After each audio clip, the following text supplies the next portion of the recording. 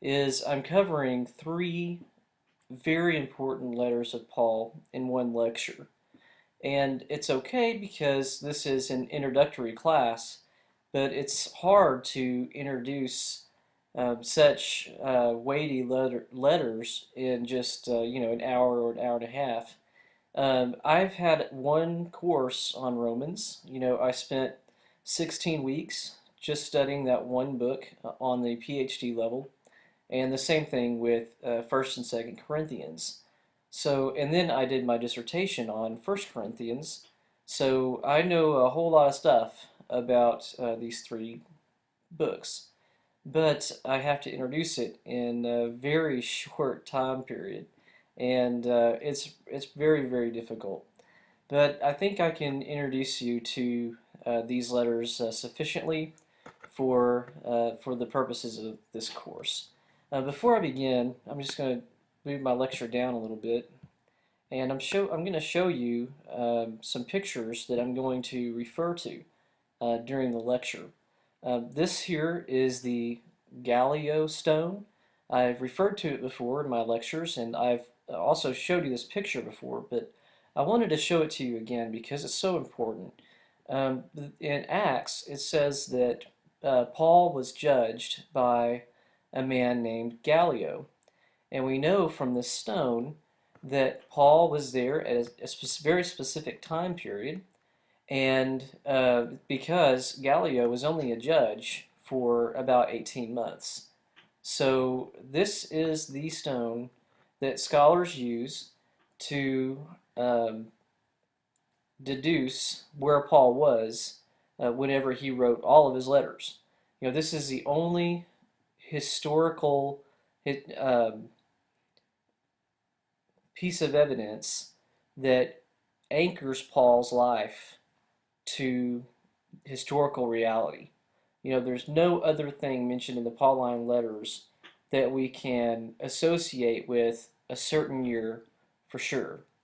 But because Gallio was uh, in Acts, he was a judge of Paul. We know that Paul was had to be in that place where Gallio was a judge within those 18 months. So that's where we get all the dates for Paul. Whenever we look at the dates for the Pauline letters, it's because of this little piece of rock. And there's a close up. This is actually his name. This is a G, A, and then L, L, I, O, N. That's a case ending. Gallio. And it's the brother of the brother of Seneca the Younger.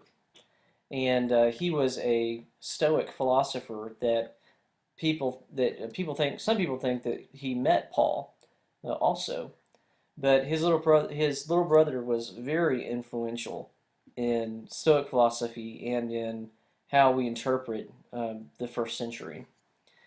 The next thing is the Erastus Stone, and you can kind of see right here, Erastus. It is very important for Corinthian studies because Erastus is mentioned in Romans and in First Corinthians. Now, the Erastus who is mentioned here in this inscription probably is not the Erastus in First Corinthians and Romans, but it's a lot of fun to pretend that he is, and a lot of scholars do. This is a picture of a synagogue or an engraving that's over a synagogue in Corinth, and it's some scholars disagree on if it was actually a synagogue or if it was in Corinth and what year was it in Corinth. But it's one of the few inscriptions from Corinth that are very useful to scholars. This is interesting because it's a engraving. It was a used steel discovered by Frenchmen, I think in the 50s, and it tells of a certain Junia Theodora who protected 5 local Lycian cities, they're Greek cities, from the wrath of a tyrannical governor. And she housed the rebels in her house. The city council is basically who it was. And they rewarded her with this inscription that praises her morality and her bravery and her generosity for protecting the city. Now, this is very critical because it's one of the few places in ancient inscriptions that say that a woman was a patron. And the Greek word is prostatis. And Phoebe in Romans 16 is from Cenchreae, which is just outside of Corinth, and she is referred to as a patroness, the same word that is used here for Junia Theodora. The argument used to be that that Phoebe could not be a patroness because that word is never used for women. But obviously, we have a very good example in this inscription. An example to the contrary, Junia Theodora being recognized as a prostatis. And on to the lecture proper. Romans is the first letter that we read or it's actually first in the order of the reading for today. It was written in the spring of 56. How do we know that? The Gallio Stone. Scholars have teased out from Galatians and from Acts and other epistles where Paul was whenever he wrote everything. And we know that it was written from the house of Gaius in Corinth because Paul tells us that. Now, the immediate reason why Paul wrote the epistle to the Romans is that he needed support from Christians in Rome. Now, the Christians in Rome apparently were very numerous. In Romans 16, he lists 28 people who were either important or people met in their household, and they were in a position to give to the Christians in Jerusalem. Now, I put down here that it could strengthen the bond between Gentiles and Jews because the Jews could have been the Christians in Rome, because we think that the Jewish quarters in Rome, that's where most of the Jews lived. We know that they lived in certain sections of Rome, and that's where the Christians lived. Now, I have to caution you because we don't really know what early Christians were like before about 150 CE. And the reason for that, in Rome at least, is the Jews were Christians. There weren't that many Gentile Christians. They were mostly Jewish Christians, and the Christians lived in the Jewish quarters, and they blended in with the Jews beautifully because they adopted a lot of the artwork and culture of the Jews of Rome.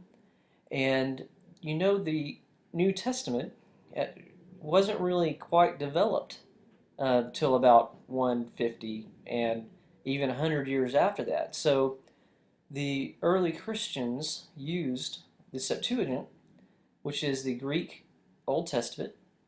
They used the Old Testament as their Bible before they received all of the works of the New Testament. So it makes sense that scholars and archaeologists are unable to tell the difference between Jews and Christians in the earliest period because Christians used the Jewish Bible and they idealized Jewish biblical stories, especially Jonah. Jonah is mentioned by Jesus as someone who he was swallowed by the whale, he went down into the grave, and he was resurrected after the third day.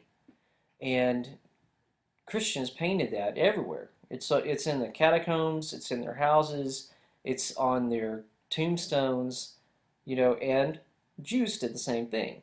So it was very difficult to tell who's a Christian and who's a Jew during the early period. So the Christians apparently in Jerusalem were suffering, and that's not too hard to imagine because they could be um, ostracized from their household and from the synagogue and defenseless and hungry because they have no support from the support systems of the day, which are patronage and family and the religion. You would lose all of that when you became a Christian, and therefore you are exposed to any kind of suffering, hunger, persecution, um, and well, that's basically the two. But anything somebody wanted to do to you, they could because you weren't protected by the law and you weren't protected by your friends. So Paul is seeking help from the Roman church. He wants them to give to the Christians in Jerusalem. Okay, Romans is divided up into two sections by my friend Udo Schnelle. Now, Schnelle is a very renowned New Testament scholar. He wrote an introduction to the New Testament, and I can't see this. I can't see the. This is the Beloved Book by Udo Schnelle. Uh, you know his name, Udo. Very cool name. And my professor, right here, Eugene Boring, very intimidating guy. He translated it. So I know of these guys. Know them pretty well. I've read this book several times, or many times, for in my studies because it's so important.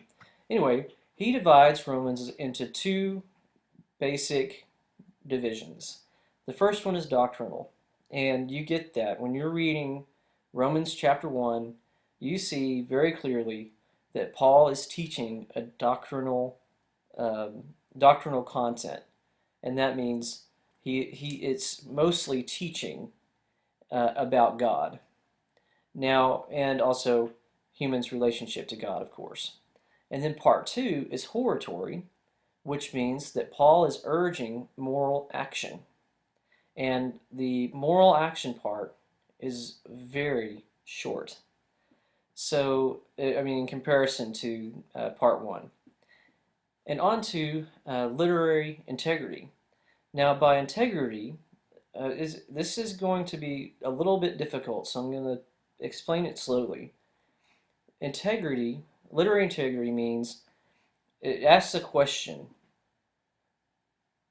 Is Romans, as we know it in the Bible, chapters 1 through chapter 16, is it a whole literary unit? You know, did Paul write this as one letter, or is it a compilation of two or more letters? So if you say that the literary integrity of Romans is intact, you mean that as it appears in the New Testament, that's how it was originally written. Now, you know from earlier lectures that a lot of the early texts are different, and that causes some scholars to believe that Romans 16 is not part of the original letter. And we can see here, I'm giving you three examples that are from Schnelle that show you that different manuscripts have different editions of Romans. And we are familiar with literary integrity because you remember in Mark, there are the earliest manuscripts of Mark do not have the entire canonical gospel. You know that there's some verses missing, and in this case, the earliest manuscripts. Now this is 4 or 5 different families of manuscripts, so it's pretty significant. You know they're missing Romans 16:24. You know it's right there. You see how it's 1:1 through 16:23, and 16:25 through 27. That's the earliest manuscripts, only missing one thing. But then Marcion, who was one of the very early Christians, um, he had chapters 1:1 through 14:23. So Marcion's Romans did not have the entire chapter 15 or the entire chapter 16. Now this is very significant because Marcion is a lover of Paul, and he only accepted the what we call the genuine letters. You remember that the authorship of some of the Pauline letters is in dispute, especially Colossians and Ephesians. Those are, scholars who study the New Testament are pretty much divided 50-50 on whether or not those are written by Paul. And then you have um, the I can't remember the name of it. The letters of Paul that are definitely not Pauline. They are First and Second Timothy and Titus, and almost no scholar believes that Paul wrote those three letters. Now Marcion was a lover of Paul, and he accepted the genuine letters of Paul that we today scholars think are genuine. Romans, First and Second Corinthians, First and Second Thessalonians, and Philemon. Now, whenever those later letters came to Marcion's church, Marcion was a bishop and he rejected them. He didn't allow them to worship with First and Second Timothy and Titus, and he also rejected Ephesians and Colossians. So that is a very significant point. And he also did that with the Gospels. He accepted Luke, actually portions of Luke, and he rejected everything else because they came to his church later. He was someone very committed to preserving the earliest texts of the church. And the interesting thing about Marcion is he's a heretic. He was excommunicated in the year 144 by the Bishop of Rome because Marcion was teaching that Jesus only came in the Spirit, and he came to deliver us from the evil god of the Old Testament, and we too need to live spiritually. So Marcion's views actually spread like wildfire around the ancient world, and it would be actually Christianity today if the Orthodox Church had not been adopted by Constantine in about the early 300s. So uh, that's something that's very significant. And then P66 down here, you know that actually, I think I got that wrong. I think it's P46. P46 here. That means papyri, number 46 or 66. This does not make any sense to me. It didn't make sense to me the first two lectures, and it doesn't make sense to me now. But you just need to know that the early manuscripts differ in the content of Romans.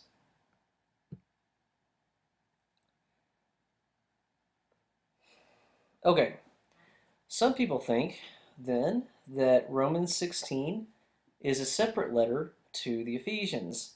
And I know that sounds kind of nuts, but I was convinced by this argument early in my PhD program because Paul greets people in chapter 16 who are apparently unacquainted with him in Romans 1:13. So the theory was uh, he greets people who don't know him in Rome, but they are known to him in Ephesus. Therefore, Romans 16 was written to the Ephesians. And also, several people in Romans 16 live in Ephesus, and therefore it's written to the Ephesians. And the tone of Romans 16:3 through 16, it's a polemic against false teaching. It doesn't fit with the larger context of Romans. In addition to that, the manuscript tradition excludes chapter 16. Now, this convinced me earlier in my career, but then when I started studying for my dissertation, I concluded otherwise, and this is pretty much why. And Peter Lampe, Lampe, he's a German, he believed that Romans 16 was written to the Ephesians, and that's why I was convinced by Lampe that Romans 16 didn't belong in Romans. But Schnelle argues that Romans is one letter, and he explains these points in order here. For one thing, remember those people that supposedly live in Ephesus and were unacquainted with him. They moved from Ephesus to Rome after Claudius let Jews back in 54 CE. Now, in about 52, all of the Jews were expelled from Rome, and a lot of Roman Christians, like with other people, they fled to other cities like Ephesus and Corinth. And apparently, a lot of Christians moved together to Ephesus and then moved back to Rome in 54. And that explains the presence of Ephesians in Romans 16. And Tertius. Now, I'm not convinced by this argument, but if we look down here at Tertius, he is the only scribe or amanuensis mentioned by Paul. We know that Paul dictated his letters to amanuensis or to scribes, and most probably he had a patron or a rich member of the church pay for that service. And most people couldn't write in the ancient world, and very probably Paul was illiterate and had to employ a slave in order to, or a scribe, in order to record the letters in the New Testament. And very often those scribes were slaves. So we could have in the New Testament the product of slave labor, which will make you think. Anyway, Tertius is mentioned, and the argument from Schnelle is that Paul mentions him because there were 16 chapters of Romans, and so he's mentioning him because he did a whole lot of work. So I thought that was not a good argument, because what's the difference between 14 chapters of Romans and 16 chapters of Romans? The last chapters are completely insignificant when compared to the 14 chapters that you've already written. So it could easily be 14 or 15 chapters and the scribe be mentioned because it's still a long letter. So it's actually one of the longest letters in the ancient world. Most letters are extremely short. Okay, and then the argument is Romans 1 through 5 and Romans 16 presuppose the same historical situation, and that mainly is the activity of Judaizers, and that is people who are arguing that Gentiles should keep the law, and the gifts to Jerusalem that were mentioned earlier. And finally, there's no plausible reason why a letter to Ephesus or to the Ephesians could end up in the letter to the Romans. Now, I disagree with that point too, and I'll tell you why. Back in the early times, a church would receive certain letters from Paul, and they could get compiled easily together in a single letter.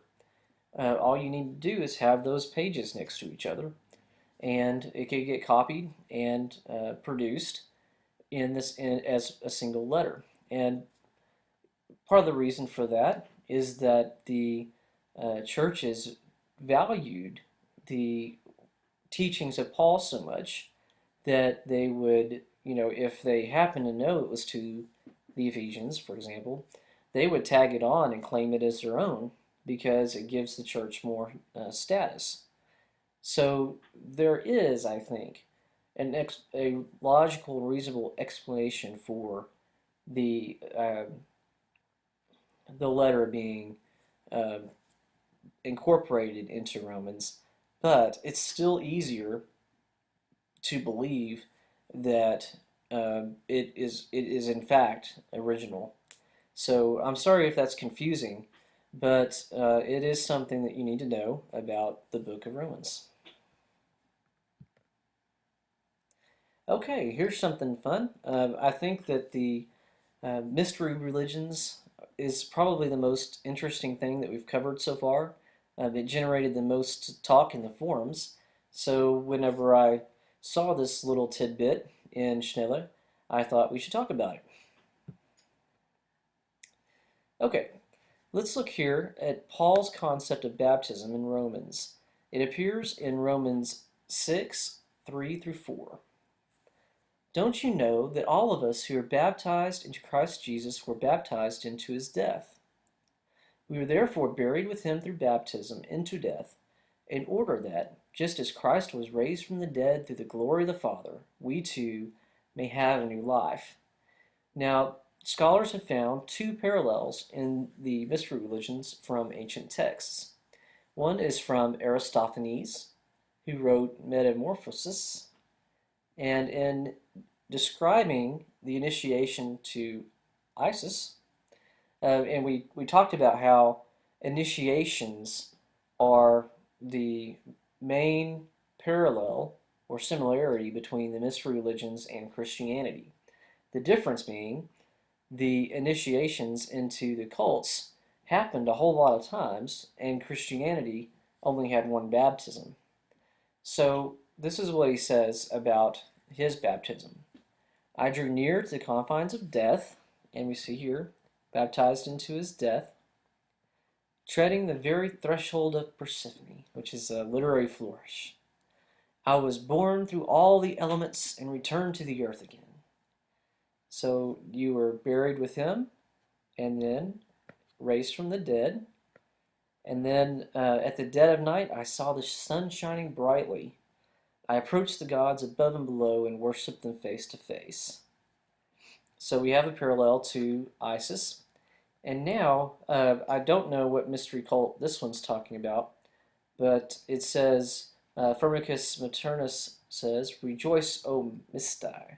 Lord, lo, our God appears as saved, and we shall find salvation springing from our woes, like death.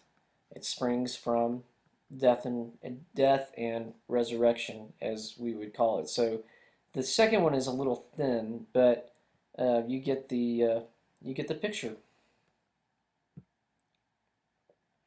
Okay, we're going to go through a very, very brief outline of Romans.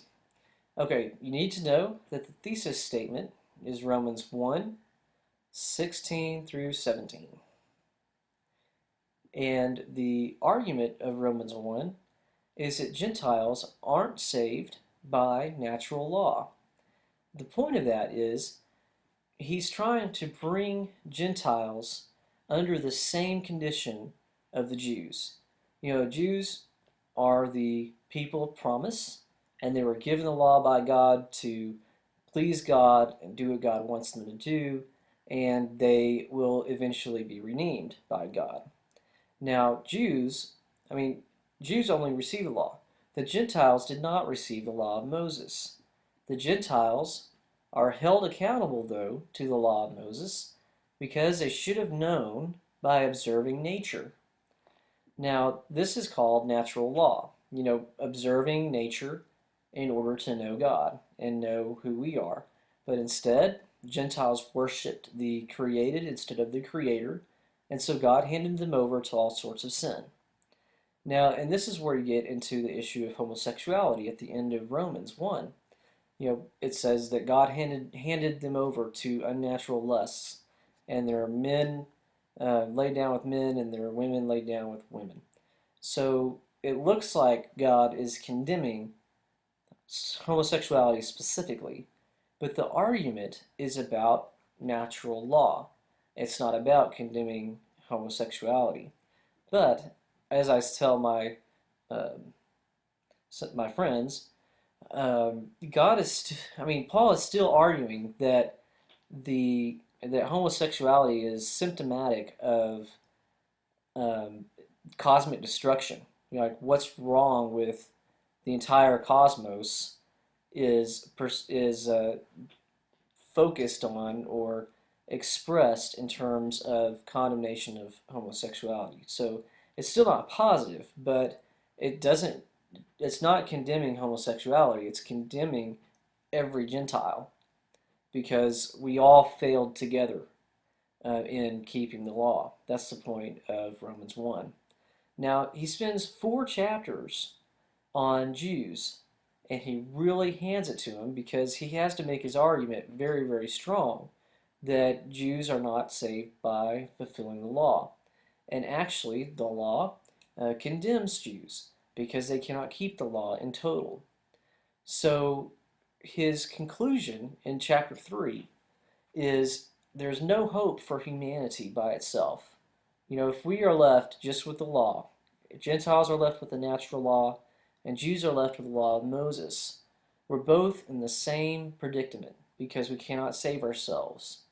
The only hope for humanity, Paul says, is the grace of God. And then Jews and Gentiles both receive their salvation through God's grace.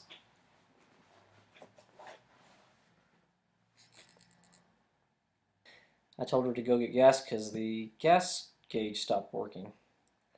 But anyway, okay, what's wrong here?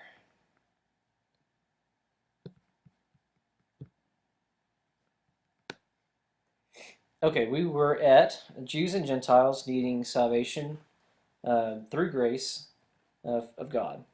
Now, in chapter 4, he talks about Abraham, and Abraham is the bedrock of Paul's doctrine of justification by faith. Now, that's something that you need to know, and we're going to talk about it a little bit more.